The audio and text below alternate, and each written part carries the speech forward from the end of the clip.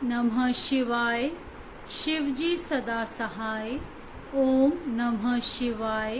गुरुजी सदा सहाय। परम धर्म का प्रतिपादन। शैवागम के अनुसार पाशुपत ज्ञान तथा उसके साधनों का वर्णन। ऋषियों ने पूछा, वायुदेव, वह कौन सा श्रेष्ठ अनुष्ठान है जो मोक्ष स्वरूप ज्ञान को अपरोक्ष कर देता है? उसको और उसके साधनों को आज आप हमें बताने की कृपा करें। वायु ने कहा, भगवान शिव का बताया हुआ जो परम धर्म है उसी को श्रेष्ठ अनुष्ठान कहा गया है। उसके सिद्ध होने पर साक्षात मोक्षदायक शिव अपरोक्ष हो जाते हैं। वह परम धर्म पांचों पर्वों के कारण क्रमश 5 प्रकार का जानना चाहिए।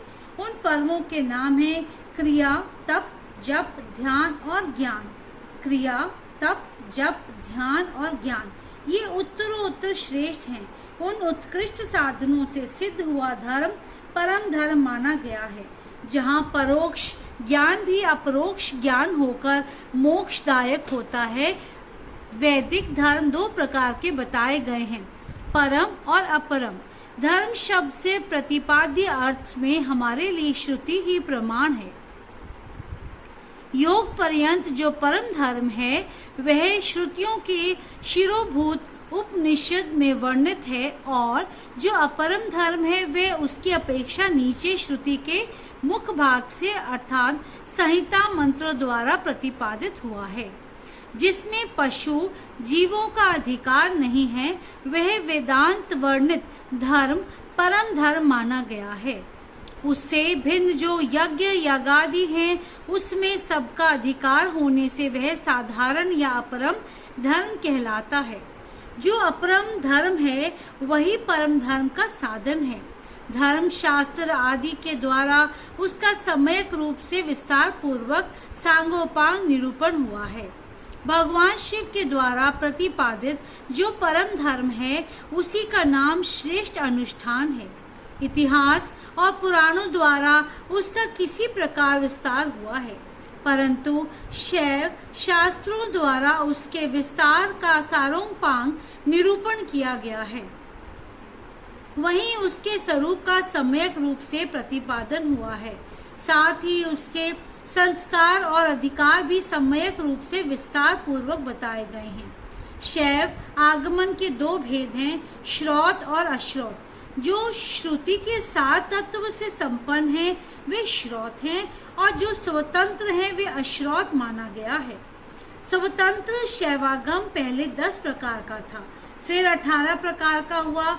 वह कायिका आदि संज्ञाओं से सिद्ध होकर सिद्धांत नाम धारण करता है।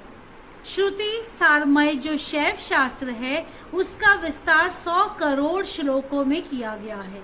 उसी में उत्कृष्ट पाशुपत व्रत और पाशुपत ज्ञान का वर्णन किया गया है। युग युग में होने वाले शिष्यों को उसका उपदेश देने के लिए भगवान शिव स्वयं ही योगाचार्य रूप से जहाँ तहाँ अवतीर्ण हो उसका प्रचार करते हैं। इस शैव शास्त्र को संक्षिप्त करके उसके सिद्धांत का प्रवचन करने वाले मुख्यतः 4 महर्षि हैं, रुरु, दधीच, अगस्त्य और महायशस्वी उपमन्यु। उन्हें संहिताओं का पर्वत तर्क पाशुपत जानना चाहिए। उनकी संतान परंपरा में सैकड़ों हजारों गुरुजन हो चुके हैं। पाशुपत सिद्धांत में जो परम धर्म बताया गया है वह चर्या आदि 4 पादों के कारण 4 प्रकार का माना गया है। उन चारों में जो पाशुपत योग है वे दृढ़ता पूर्वक शिव का साक्षात्कार कराने वाला है। इसीलिए पाशुपत योग ही श्रेष्ठ अनुष्ठान माना गया है। उसमें भी ब्रह्मा जी ने जो उपाय बताया है उसका वर्णन किया जाता है। भगवान शिव के द्वारा परिकल्पित जो नमाष्टकमय योग है उसके द्वारा सहसा शैवी प्रज्ञा का उदय होता है। उस प्रज्ञा द्वारा पुरुष शीघ्र ही सुसिद्ध परम ज्ञान प्राप्त कर लेता है। जिसके हृदय में वह ज्ञान प्रतिष्ठित हो जाता है उसके ऊपर भगवान शिव प्रसन्न होते हैं। उनकी कृपा प्रसाद से वह परम योग सिद्ध होता है। जो शिव का अपरोक्ष दर्शन सिद्ध होता है, जो शिव का अपरोक्ष दर्शन कराता है। शिव के अपरोक्ष ज्ञान से संसार बंधन का कारण दूर हो जाता है। इस प्रकार संसार से मुक्त हुआ पुरुष शिव के समान हो जाता है। यह ब्रह्मा जी का बताया हुआ उपाय है, उसी का पृथक वर्णन करते हैं। शिव, महेश्वर, रुद्र, विष्णु, पितामह, ब्रह्मा, संसार, वैद्य, सर्वज्ञ और परमात्मा, ये मुख्यतः 8 नाम हैं। ये 8 मुख्य नाम शिव के प्रतिपादक हैं।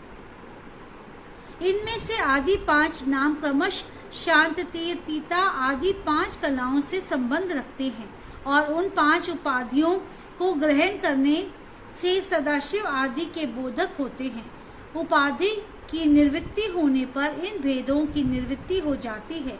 वह पद ही नित्य है, किंतु उस पद पर प्रतिष्ठित होने वाले अनित्य कहे गए हैं।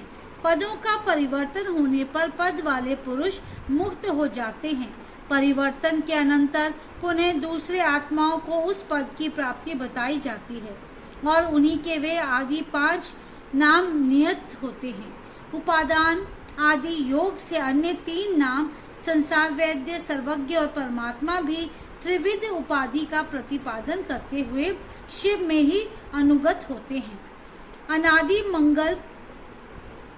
अनादि मल का संसर्ग उनमें पहले से ही नहीं है तथा वे स्वभावतः अत्यंत शुद्ध स्वरूप है, इसीलिए शिव कहलाते हैं।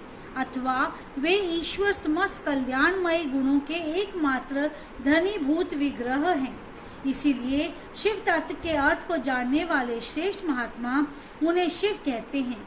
23 तत्वों से परे जो प्रकृति बताई गई है, उससे भी परे 25वें तत्व के स्थान में पुरुष को बताया गया है, जिसे वेद के आदि में ओंकार रूप कहा गया है। ओंकार और पुरुष में वाच्य वाचक भाव संबंध है। उससे यथार्थ स्वरूप का ज्ञान एकमात्र वेद से ही होता है। वे ही वेदांत में प्रतिष्ठित है, किंतु वे प्रकृति से संयुक्त हैं। अतः उससे भी परे जो परम पुरुष है, उसका नाम महेश्वर है, क्योंकि प्रकृति और पुरुष दोनों की प्रवृत्ति उसी के अधीन है। अथवा यह जो अविनाशी त्रिगुणमय तत्व है, इसे प्रकृति समझना चाहिए। इस प्रकृति को माया कहते हैं। यह माया जिनकी शक्ति है, उन मायापति का नाम महेश्वर है। महेश्वर के संबंध में जो माया अथवा प्रकृति में शोभ उत्पन्न करते हैं, वे अनंत या विष्णु कहे गए हैं। वे ही कलात्मा और परमात्मा आदि नामों से पुकारे जाते हैं। उन्हीं को स्थूल और सूक्ष्म रूप भी कहा गया है। दुख अथवा दुख से के हेतु का नाम सतह है। जो प्रभु उसका द्रावण करते हैं, उसे मार भगाते हैं। उन परम कारण शिव को साधु पुरुष रुद्र कहते हैं। कला, काल आदि तत्वों से लेकर भूतों में पृथ्वी पर्यंत जो 36 तत्व हैं, उन्हीं से शरीर बनता है। उस शरीर इंद्रिय आदि में जो तनांतर रहित हो, व्यापक रूप से स्थित है, वे भगवान शिव रुद्र कहे गए हैं। जगत के पिता रूप जो मूर्त्यात्मा हैं, उन सबके पिता के रूप में भगवान शिव विराजमान हैं। इसीलिए वे पितामह कहे गए हैं। जैसे रोगों के निदान को जानने वाले वैद्य तदनुकूल उपायों और दवाओं से रोग को दूर कर देता है, उसी तरह ईश्वर लय योगाधिकार से सदा जड़ मूल सहित संसार योगी की निवृत्ति करते हैं। अतः संपूर्ण तत्वों के ज्ञाता विद्वान उन्हें संसार वैद्य कहते हैं। 10 विषयों के ज्ञान के लिए 10 इंद्रियों के होते हुए भी जीव तीनों कालों में होने वाले स्थूल सूक्ष्म पदार्थों को पूर्ण रूप से नहीं जानते, क्योंकि माया ने ही उन्हें मल से आवृत कर दिया है। परंतु भगवान सदाशिव संपूर्ण विषयों के ज्ञान के साधनभूत इंद्रिया आदि के न होने पर भी जो वस्तु जिस रूप में स्थित है, उसे उसी रूप में ठीक ठीक जानते हैं। इसीलिए वे सर्वज्ञ कहलाते हैं।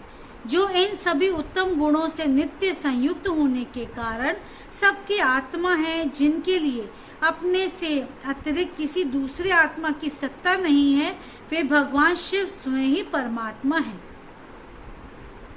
आचार्य की कृपा से इन 8 नामों का अर्थ सहित उपदेश पाकर शिव आदि 5 नामों द्वारा निर्वृत्ति और 5 कलाओं की ग्रंथि का क्रमश छेदन और गुण के अनुसार शोधन करके गुणित उद्यायुक्त और अनिरुद्ध प्राणों द्वारा हृदय, कंठ, तालु, भूमध्य और ब्रह्मरंध्र से युक्त पुरिष्ठ तक का भेदन करके सुषुम्ना नाड़ी द्वारा अपने आत्मा को सहस्त्रधार चक्र के भीतर ले जाए। उसका शुभ्र वर्ण है, वह तरुण सूर्य के सदृश रक्त वर्ण केसर के द्वारा रजित और अधोमुख है। उसके 50 दलों में स्थित अ से लेकर क्ष तक सबिंदु अक्षर कर्णिका के बीच में गोलाकार चंद्रमंडल है। यह चंद्रमंडल छत्राकार के में स्थित है। उसने एक उधर मुख 12 दल कमल को आवृत कर रखा है। उस कमल की कर्णिका में विद्युत सदृश अकदादि त्रिकोण यंत्र है।